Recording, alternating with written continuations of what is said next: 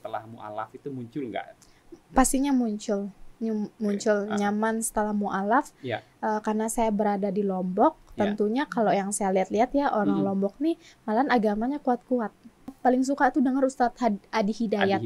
Iya, paling suka itu penjelasannya, terus amalan-amalannya. Gitu. Ya, waktu itu saya juga bingungnya ke sana, kok cerita kita sama ya, Islam sama Kristen gitu.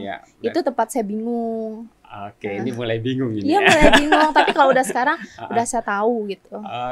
Saya pernah makan kodok juga, kodok, babi, terus anjing. Tapi di agama Islam kok dia nggak dilarang kayak gitu, kok dilarang. Terus sampai dibilang teman saya yang seagama ini, yang waktu Kristen nih, ya agama Islam tuh dia sok suci. Gitu. Ingat kita sebagai manusia itu setiap hari memperbaiki diri gitu. Hari kemarin kita buat kesalahan, jangan terulang lagi di hari ini. Ya, gitu. Hari ini lebih baik. Setelah mu'alaf, apa yang paling berat buat Sherly? Keluarga. Keluarga. Kalau masih fasilitas, itu udah dicabut semua sama orang tua. Jadi nggak ini sama fasilitas, tapi sebelumnya saya udah tahu resikonya apa. Udah, terus lagi nggak serumah sama orang tua juga, itu hal yang berat kayak gitu. Ya udah, jalan terus jalannya. Insya Allah memang istiqomah tuh susah, tapi kalau ada kemauan bismillah aja gitu. Berbagi cerita untuk saling inspirasi. YS Podcast. Assalamualaikum warahmatullahi wabarakatuh. Lanjut lagi. Ini part ketiga bersama Dek Sherly. Kita masih membahas lanjutan ini. Jadi yang penasaran, keraguan-raguan sebelum dia bersahadat, kemudian ketika bersahadat itu ada di part 1 dan part 2. Di part ketiga, lebih dalam lagi kita ingin membahas. Assalamualaikum Dek Sherly. Waalaikumsalam warahmatullahi wabarakatuh, Kak. Siap, semangat terus ya. Semangat. Luar biasa, ternyata antusiasme masyarakat menonton di part 1 dan 2 alhamdulillah cukup tinggi. Banyak yang penasaran rupanya. Alhamdulillah. Iya. Dek Sherly, ada yang kemarin juga lupa saya tanyakan sebetulnya. Iya, apa di tuh? Part 1 dan 2. Sebetulnya di agama sebelumnya itu kan ada juga saya kenal dengan nama baptis. Apa sebetulnya nama baptis, dan ada nggak nama baptis Dek Sherly? Dulu. Baptis itu sebuah kayak dalam Islam tuh sunat. Dalam Islam sunat. Di baptis itu kita ada dua cara. Di kolam, kita direndam di kolam nih. Terus yang kedua dengan cara giniin air, tirisin air gitu di kepala kita. Oh, kayak akikah dalam artian akikah mungkin ya. Di akikah kan digituin juga. Iya, gitu. betul kayak diginiin terus habis itu didoain nih di kepala kita. Kita nunduk, langsung pendeta ini doain kita biar kita itu selalu bertumbuh di dalam Tuhan. Nah, ketika kita sudah dibaptis, kita nggak boleh keluar dari agama Kristen. Terus untuk nama baptis itu nggak ada. Itu nama sendiri aja. Kayak seperti saya Sherly, ya udah tetap Sherly, nggak berubah nama. Oh, jadi nggak ada ya? Nggak ada nama khususnya. Nggak ada nama khusus. Oke, jadi kalau lebih saya melihat ada persamaan ini baptis dengan akikah sebetulnya. Atau kalau bayi baru lahir itu diazanin ya. Oh iya. Azan baru lahir itu harus diazanin sama orang tuanya. Kemudian kalau sekian hari itu harus di akikah, pemberian nama. Ya kan gitu. Ada. Oh, ya, juga di Kristen itu baptisnya tuh ada dua, baptis bayi sama baptisnya sudah dewasa. Baptis dewasa ini disarankan umur 17 tahun. Kalau baptis bayi itu bukan baru lahir, bukan tunggu dia usia 4 bulan, 5 bulan, balik lagi tergantung orang tuanya masing-masing gitu. Gitu sih. Kalau di Islam kan begitu lahir langsung diazanin. Iya. Nah, dan ada gitu. Akikahnya, ya ada pemberian nama di situ. Tapi kalau yang satu lagi baptis harus 17 tahun ya? Iya, itu disarankan 17 tahun. Disarankan, diwajibkan 17 tahun karena itu sudah meranjak namanya kedewasaan. Oh ya, di Islam itu akil balik. Jadi akil balik itu kalau di Islam itu ya dosa. Itu udah mulai dosa. Ya, jadi udah tahu salah benar. Itu dewasa lah. Di situ baru terhitung. Nah, kayak seperti mu'alaf, nah di situ. Jadi kalau mu'alaf kan istimewanya usia berapapun. Nah, dia dihitung kayak di restart gitu. Setelah syahadat langsung terhitung 0. Iya. Jadi mulai. Nah, kalau di Islam seketika dia akil balik. Mulai kita mengenal dosa. Kalau di Kristen, di Nasrani, mulainya itu ketika kita sudah bertumbuh besar gitu. Tumbuh besar yang udah SD itu udah berdosa gitu. Ada usianya nggak? Ada dosa. Ada usia patokannya nggak? Patokannya udah 7 tahun udah berdosa. Dan bagi waktu itu saya mengikuti kelas katekisasi sebelum baptis, katanya kita tuh dalam rahim kita sudah berdosa. Iya, kita sudah berdosa dalam rahim. Bayi itu sudah berdosa karena kita keturunan Nabi Adam. Di Kristen juga ada namanya Adam dan Hawa. Oh, ada juga di situ. Ada. Itu adalah manusia pertama yang makan buah yang dinamak, bukan kuldi dalam di sana Kristen. Apa namanya? Larangan jahat dan baik. Itu nama yang berbentuk buah larangan jahat dan baik. Dan kalau dimakan, waktu itu Adam istrinya makan, Hawa. Itu jatuhlah ceritanya itu ada ular, padahal itu iblis. Jadi tertipulah si Hawa ini, gitu. Setelah dia makan, jadi dia baru dia lihat itu dia telanjang setelah dia makan buah itu. Sama sebetulnya. Sama ya cerita. Iya, waktu itu saya juga bingungnya ke sana, kok cerita kita sama ya, Islam sama Kristen gitu. Itu tempat saya bingung. Oke, ini mulai bingung ini. Iya, mulai bingung, tapi kalau udah sekarang udah saya tahu gitu. Nah, saya melanjutkan yang tadi mulai bingung. Artinya Dek Sherly ini udah mulai kok ada keraguan gitu. Nah, keraguan-keraguan yang muncul itu Dek Sherly yang paling mendasar di agama sebelumnya itu apa? Sehingga kalau orang bingung kan mencari tahu. Pasti ingin nyari mana sebetulnya yang benar, mana sebetulnya yang memang diperintahkan atau dilarang. Keraguan-keraguan Dek Sherly itu mulai usia berapa dan mulai mencari tahu nggak?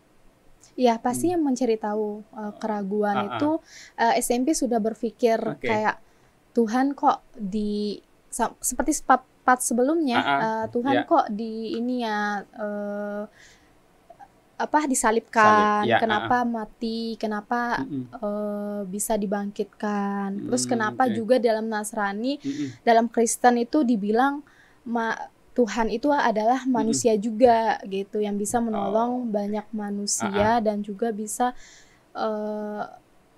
makan dan minum gitu, dan juga 10 hukum Taurat ada di Injil. Ada di Injil juga ya. Jadi sepengetahuan yang paling mendasar kalau buat Dek Sherly apa yang kira-kira dengar itu kok muncul keraguan? Yang paling mendasar? Yang paling mendasar muncul keraguan tuh ya setelah saya baca 10 hukum Taurat sama dengan lingkungan saya. Jadi ya berada realitasnya dibandingkan 10 hukum Taurat itu kok pelaksanaannya seperti ini. Nah, kayak masih ingat contohnya apa ya? Salah satunya jangan menyembah Tuhan selain Allah. Terus jangan menyembah berhala gitu. Kalau dibilang udah ada Tuhan, udah ada Allah, kan sebutannya Allah tuh Kristen. Kalau di Islam Allah. Kok penulisannya pertama sama? A-L-L-A-H. Sama. Kok sama nih di Islam? Udah Tuhan, dibilang jangan menyembah Tuhan selain Allah. Nah, terus berhala, jangan menyembah berhala. Tapi kok di Kristen tuh ada salib, ada perwujudan di tembok gereja gitu. Kan kita kalau ibadah di depannya ada salib, ya gitu. Oke, jadi mulai bertanya-tanya.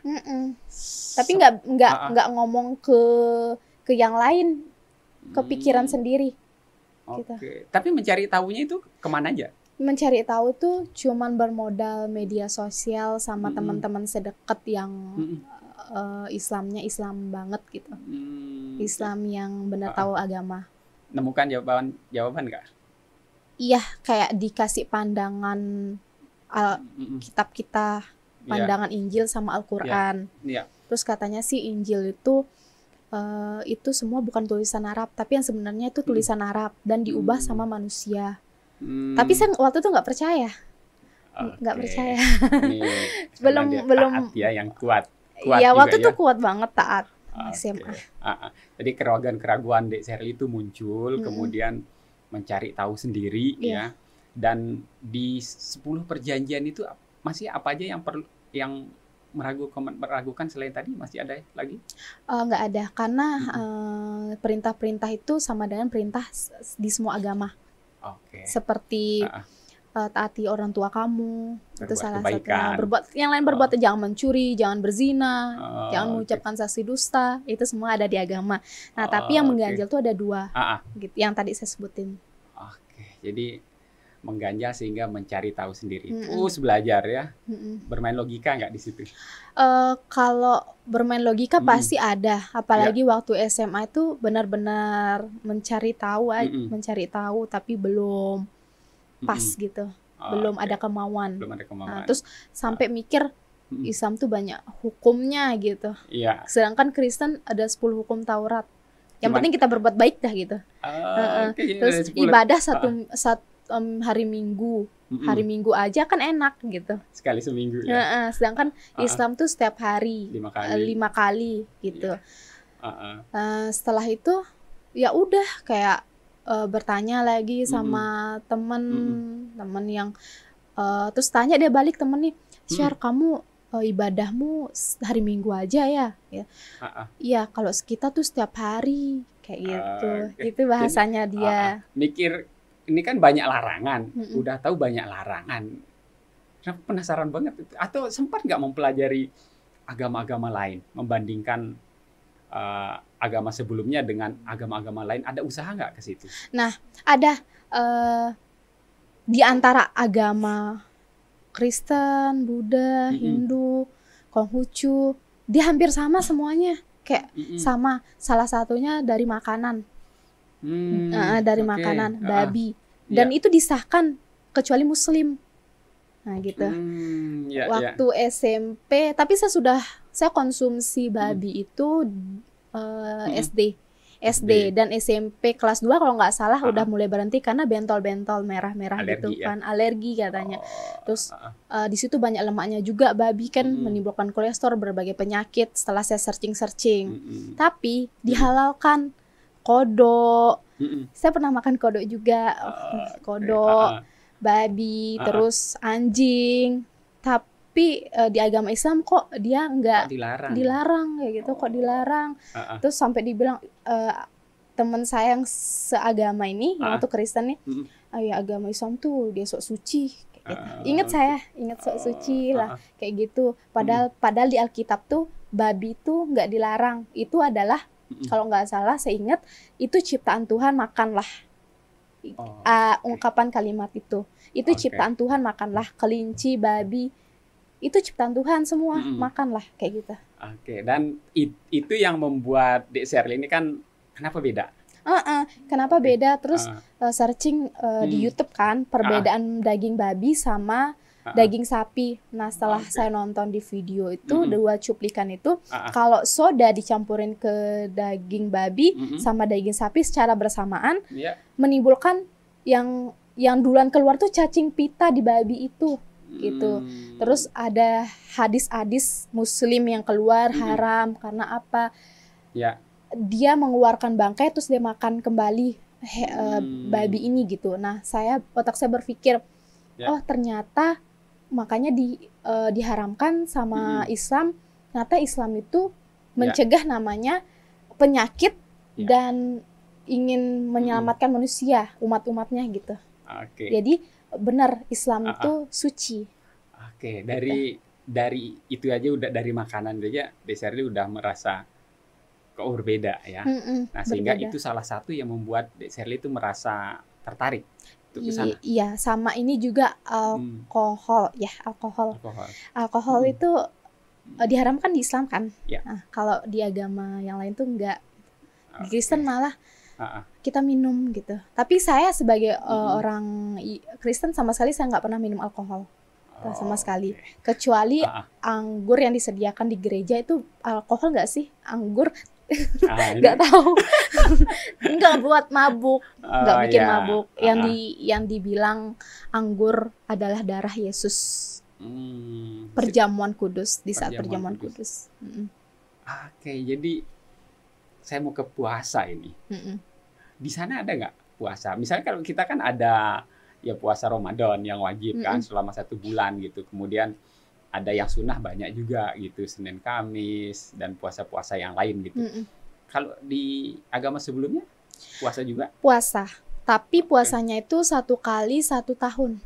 Sehari saja? Sehari aja, bukan 24 jam, tapi seperti agama Islam sebelum subuh itu atau bukan sebelum subuh, jam 6. Jam 6 seingat saya ya, jam 6 kita udah mulai puasa jam 6. Jam 6 kita berdoa, doa subuh, habis itu jam 6 udah mulai puasa, nggak makan sampai maghrib. Jam 6 lagi. Jadi kita bukanya 12 jam. Habis itu ya udah kita buka gitu. Tapi itu disunahkan, tidak diwajibkan. Kita berpuasa sebelum sebelum namanya Jumat Agung. Sebelum Jumat Agung. Itu kita disunahkan karena ada yang nggak kuat mahnya gitu. Kalaupun dia mau berpuasa, boleh minum air putih aja. Selain itu yang penting makan nggak ya? Yang penting makan nggak. Boleh minum air putih aja, yang penting makan nggak. Kalau di Muslim kan sama sekali nggak boleh. Nggak boleh gitu makan dan minum gitu. Jadi udah nggak kaget ya ketika masuk Islam. Berarti Ramadan tahun ini puasa Iya, kedua. Alhamdulillah puasa kedua. Gimana rasanya puasa pertama dulu, kaget nggak kok ini sebulan gitu? Nggak kaget karena saya rajin puasa. Bukannya munafik ya, tapi emang benar saya rajin puasa di agama sebelumnya gitu. Karena saya tahu puasa itu juga berbagai penyakit gitu, bermanfaat bagi tubuh gitu. Oke, jadi udah nggak kaget ya dengan sebelumnya ya. Oke, dan ini berdasarkan saya coba lihat beberapa fenomena menjadi mu'alaf. Rata-rata mu'alaf itu seperti di restart gitu. Jadi dikembalikan ke posisi 0. Artinya misalnya temannya, hartanya, keluarga. Artinya banyak yang mengalami, memang ujian menjadi sangat luar biasa. Setelah mu'alaf, apa yang paling berat buat Sherly? Keluarga. Kalau masih fasilitas itu udah dicabut semua sama orang tua. Jadi nggak ini sama fasilitas, tapi sebelumnya saya udah tahu resikonya apa. Udah, terus lagi nggak serumah sama orang tua juga, itu hal yang berat kayak gitu. Ya udah jalan terus. Jalannya. Fase mu'alaf ini dari beberapa memang adalah tantangannya memang ya lebih banyak ke harta. Mohon maaf karena itulah kewajiban umat Muslim untuk merangkul. Jadi kalau di Muslim ya harus dirangkul, harus segera ditarik bahwa ini dapat saudara baru gitu. Melihat semangat di Islam ada menemukan seperti itu? Punya semangat di Islam. Artinya lingkungan sekitar. Ada jadi yang kayak, support. Jadi kayak berusaha menyelamatkan jangan sampai kembali lagi gitu. Ada keinginan kayak gitu. Justru saya minta sama Allah setelah sholat tuh berikan saya istiqomah dalam beribadah kayak gitu. Terus mati dalam keadaan Muslim kayak gitu. Dalam sujud kayak gitu aja saya selalu berdoa. Gitu. Saya berusaha buat menjaga keislaman gitu, nggak yang sampai ditarik kembali sama orang tua ataupun hal lainnya yang menyangkutkan. Di YouTube juga saya lihat banyak sekali doa itu. Amin. Di part kedua, artinya banyak support, Sherly. Artinya yang menonton itu sangat bahagia, ada saudara. Ya, kayak menemukan saudara lagi. Ya, saya juga bersyukur baca-baca komen ya. Meskipun ada buat terhibur situ. Salah satunya. Oke, jadi melihat fenomena mu'alaf yang banyak sekali memang tantangannya, dan itu Dek Sherly itu udah merasa sudah ada bayangan, sudah ada gambaran untuk dilalui berikutnya gitu ya. Terus ada satu yang ngeganjel. Kan namanya setiap manusia tuh ada turun naik ya imannya, turun naik imannya. Awal-awal tuh saya semangat sholat, semangat sholat, terus lama-lama bedain lagi ke sebelumnya. Dulu saya subuhan, dulu saya pas subuh nggak bangun gitu. Pasti bangunnya jam 8. Nah, sekarang tuh sholat subuh. Paling susah tuh di subuh bangunnya, tapi tetap terlaksana sih sholatnya gitu. Terus lama-lama semangat, terus lama-lama kayak turun lagi gitu. Berapa fase ada turun, tapi saya berusaha buat nge-chargers iman dengan kayak ikuti pengajian. Kayak misalkan di Islam itu ada pengajian yang datang ulamanya itu. Kebetulan saya satu kontak sama salah satu majelis di sana, kayak dikirimin statusnya, dikirimin lewat PC gitu biar ikut. Nah, kadang saya mengikuti kajian-kajian, hadiri kalau sempat gitu. Nah, setelah itu kalau saya ingin berbuat kebaikan, kayak contohnya hal kebaikan dah gitu, kayak diperhambat, paham nggak? Kayak dicegah. Besok saya mau mau ketemu sama nenek-nenek, saya pengen ini ngasih sesuatu gitu. Tapi kok hujan, tapi bisa kita lewatin. Tapi kok dihambat lagi ke hal urusan lain gitu. Saya pernah waktu bulan puasa tahun kemarin awal-awal gitu, sampai sekarang gitu kayak ingin berbuat kebaikan. Terus misalnya mau hafalan gini, hari ini harus selesai hafalan saya biar juz amma saya gitu, biar ada ganti-gantian buat sholat gitu kan. Tunda gitu, melawan rasa malas lagi kayak gitu. Tapi saya nggak boleh terjerumus gitu. Jadi saya rasa bukan mualaf saja ya. Kita punya muslim. Oh iya. Sama. Kayak, jadi ini ujian kayak bagi saya. Ini mungkin tantangan saya, ujian saya gitu, diuji sama Allah. Yang itu yang saya pikirin gitu. Jadi menjaga konsisten tetap itu penyakitnya dari. Jadi menjaga, kalau kita katakan ya, iman itu kayak frekuensi gitu. Turun naik. Statistik. Ya, turun naik lah gitu kan. Cuman untuk menjaganya tetap stabil itu kan jadi pekerjaan berat gitu loh. Karena fase kehidupan kita juga ada turun naiknya gitu. Nah, Dek Sherly ini kan menjaga, kalau kata orang yang berprestasi nih, mempertahankan prestasi itu lebih sulit daripada menggapainya gitu. Kan mempertahankannya ya, itu. Mempertahankannya ini jauh lebih sulit karena menjaga stabilnya ini adalah titik krusial. Nah, tadi Dek Sherly sudah ada trik berarti ya. Ikuti kajian-kajian. Nah, apalagi yang membuat kayak mood boosternya itu naik lagi gitu.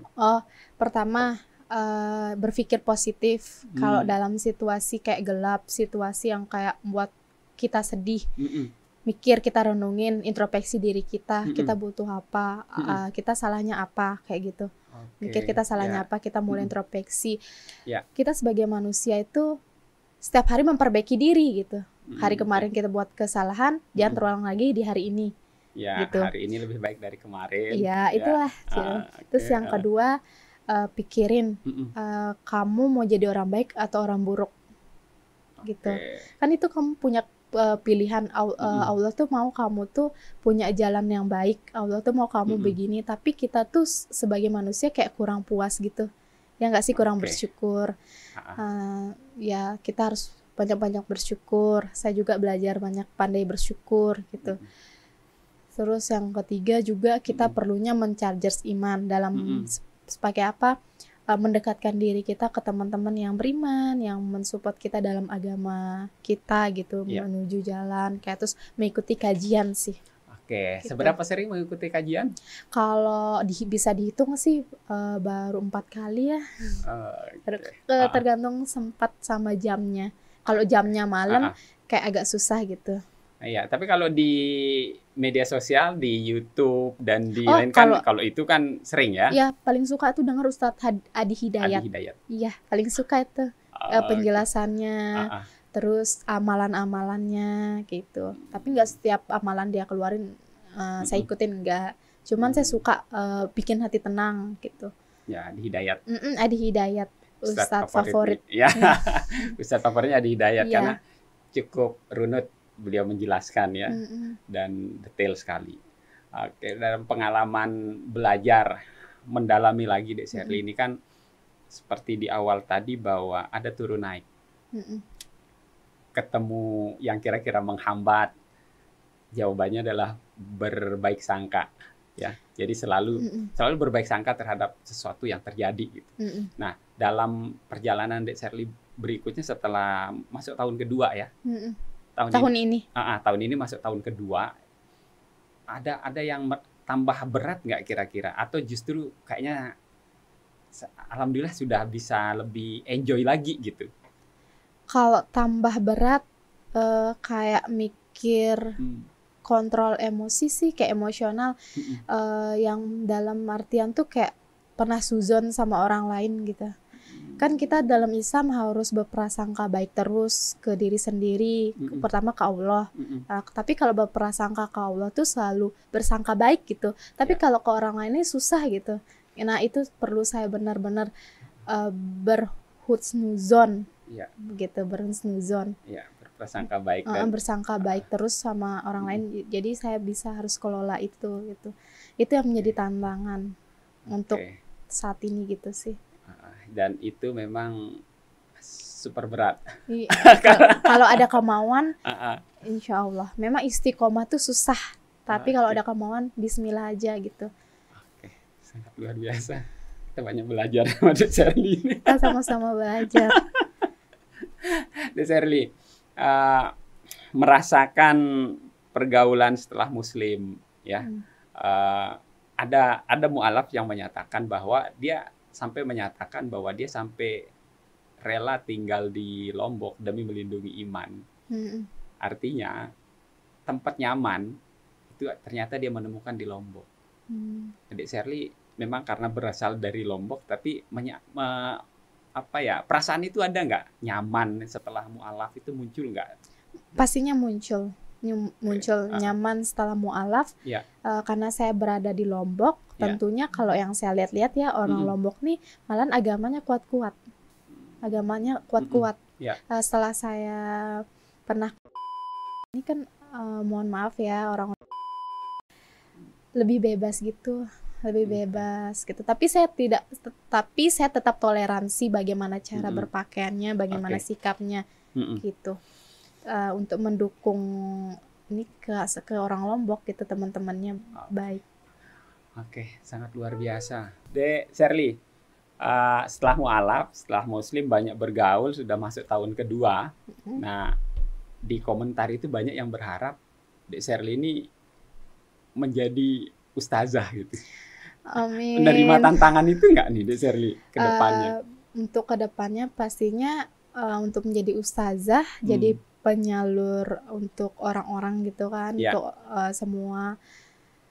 Cuman ada kalau dari sekarang belum ada niatan, karena saya masih minimnya agama Islam gitu. Jadi saya perlu banyak belajar. Tapi saya punya kemauan untuk berbagi ilmu saya ketika saya sudah merasa tahu agama Islam tuh benar-benar tahu gitu. Jadi saya share ke teman saya sendiri, kalau apa-apa tuh saya ngasih tahu ke keluarga juga, mulai dari ngaji lah kayak gitu. Mungkin ada yang salah nih ngajinya, ada yang salah nih suaranya, seharusnya begini nih, kayak gitu, nunjukin kayak hal itu sih. Kalau untuk kemauan jadi ustazah, kan kita nggak tahu sesuatu tuh hanya Allah yang menakdirkan, dan sebuah pilihan juga gitu. Apalagi termasuk hidayah juga suatu pilihan. Oke, dan Dek Sherly di part sebelumnya menjemput hidayah. Dan saya juga menjemput jadi ustazah. Jadi saya melihat ada kemampuan di situ. Ada kemampuan, kan memang tidak semua orang memiliki untuk menyampaikan sesuatu itu, masing-masing kita memiliki kemampuan.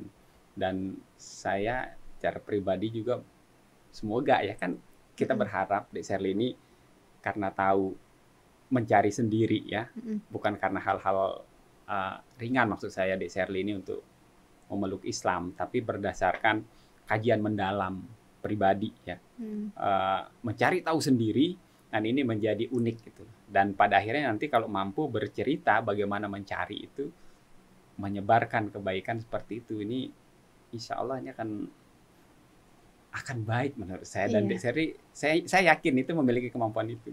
Ya, doakan saja teman-teman. Cuman belum berani berkata iya insya Allah gitu. Bismillah. Ya, bismillah ya insya Allah. Yang penting kata orang tuh diniatin dulu ya. Dan nanti kita tidak tahu perjalanan nanti. Dan yang terpenting adalah memperdalam ilmu. Betul. Nah, saya ada satu tantangan buat Dek Sherly. Apa itu?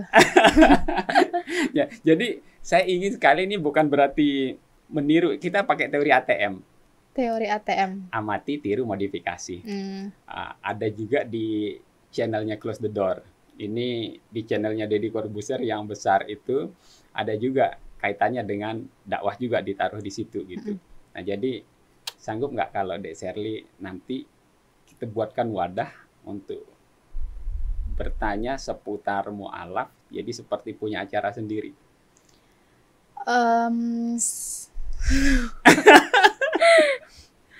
Gimana ya? Jadi Dek Sherly yang membawakan acara itu. Bawakan saja acara itu. Itu nanti pertanyaannya seputar bagaimana. Jadi saya menjawabnya. Dek Sherly lebih banyak bertanya di situ. Lebih bertanya. Kita hadirkan ustadz atau ustazah nanti di sana. Ya udah, hitung-hitung juga mempelajari ya. Siap. Siap diterima ya. Siap. Oke, ini sangat luar biasa nih sahabat Yas Podcast. Jadi kita berharap ada channel-channel yang tumbuh seperti itu juga, yang membahas bagaimana sebetulnya mengenal Islam lebih jauh. Oke, Dek Sherly menerima tantangan ini, nanti kita akan buat. Siap berarti ya, bismillah ya. Bismillah. Oke, itu yang bisa saya bahas bersama Dek Sherly. Ada yang mau disampaikan terakhir, closing statement-nya Dek Sherly? Untuk kalian, jangan pernah menyerah, tetap semangat. Dalam kehidupan tuh pasti ada lika-liku, tapi semua ada solusinya. Ya, tetap semangat dan menjemput hidayah. Oke, semangat bagi yang masih mencari tahu ya, mencari jati diri dan lain-lain. Kalau kita semangat, insya Allah bisa ada jalan. Ya, bismillah. Oke. Terima kasih Dek Sherly sudah hadir di Yas Podcast. Semoga ke depan bisa lebih banyak lagi memberikan nasihat-nasihat, ceramah-ceramah ataupun dalam bentuk program-program yang lain ya. Oke, itu sahabat Yas Podcast yang bisa saya bahas bersama Dek Sherly. Ini part ketiga, part 1 dan 2 cek ya di beranda, itu sudah ada tentang Dek Sherly. Demikian yang bisa saya bahas. Ketemu lagi di konten-konten Yas Podcast berikutnya. Assalamualaikum warahmatullahi wabarakatuh. Sebagai umat Kristen itu saya rajin banget baca Alkitab. Sebelum tidur saya baca Alkitab. Saya kalau saya taat, dibilang taat gitu. Seiring berjalannya saya baca Alkitab gini-gini, kan ada yang dibilang Allah tiada Tuhan, kayak dibilang Allah Tuhan Yesus tadi gitu kan. Tapi kok disalib, berdoa sama Tuhan, dan Tuhan tuh nggak tahu saya sembah, saya doanya tapi saya tetap begini, bukan begini lagi. Padahal belum syahadat, saya sebelum tidur saya begini. Sebelum tidur, ya Tuhan, belum menyebut Allah. Ya Tuhan, tunjukkan agama yang mana yang saya sembah. Tuhan, jika Engkau Allah, tunjukkanlah jalan, mudahkanlah saya menjemput hidayah. Dengan mulut saya sendiri yang menyampaikan untuk pindah ke Muslim. Terus mama, orang tua pada shock. Kayak langsung kayak mau nangis, terus kamu bukan anak saya lagi kayak gitu. Jumat tepatnya tanggal 25 Maret di Islamic Center. Akhirnya diurusin akhirnya bersyahadat. Saya bersaksi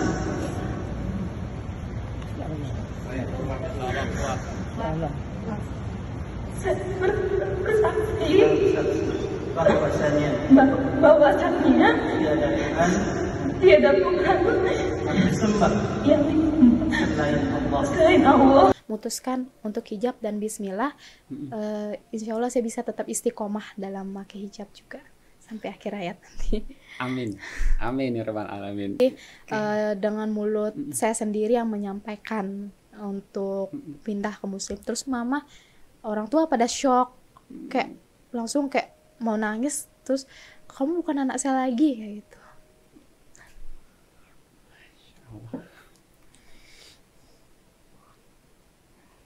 Luar biasa deh Sherly. Iya. Berdoa sama Tuhan, dan Tuhan tuh nggak tahu saya sembah, saya doanya, tapi saya tetap begini, bukan begini lagi. Padahal belum syahadat, saya sebelum tidur saya begini. Sebelum tidur, ya Tuhan, belum menyebut Allah. Ya Tuhan, tunjukkan agama yang mana yang saya sembah untuk kalian yang lagi berjuang. Apapun itu, kalian harus tetap berjuangin dan mencari tahu tentang Allah, bahwa hidayah itu harus dijemput. Bukan begitu aja yang didatang, tapi hidayah itu harus dijemput. Berbagi cerita untuk saling inspirasi. YS Podcast.